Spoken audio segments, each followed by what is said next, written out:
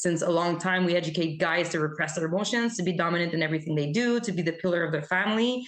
And after that, they have toxic behaviors that is like related to that. And we leave them alone and we point them out. So to me, it's just giving them the safe space to be able to connect with their emotions again, and that it is okay to do so. Montrealer Catherine Laroche founded the organization Égaux sans égaux, or Equal without egos, as a way to process her experience with sexual assault and educate elite hockey players and athletes on consent. I was processing with the justice with what happened to me, and I wasn't processing it really good. Like, I was super anxious, and that's when I realized that I could take that road to put the program I created and merge it to sports with what happened to me also. Created with the help of 36 other elite ex and current hockey players, Égaux sans égaux offers 6 educational workshops that tackle topics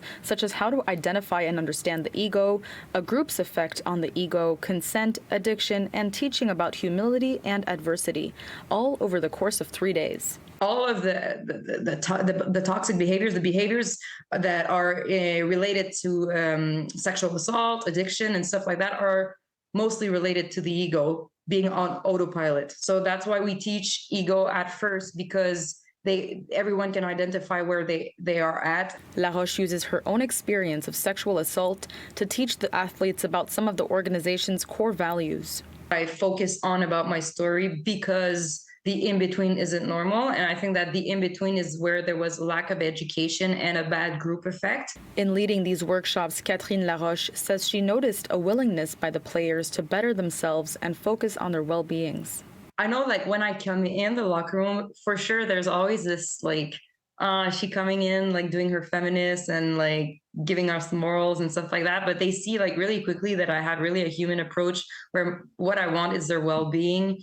The healing process was a timely one for Catherine, but she is determined to work towards positive change for her 2 daughters and to girls who are afraid to speak up. When I had my girls was really the point where I said to myself, you need to show them to go to the end of the process. And at that time, the end of the process, the only way was to go to the police and with justice. In Montreal, Sasha Teman, City News.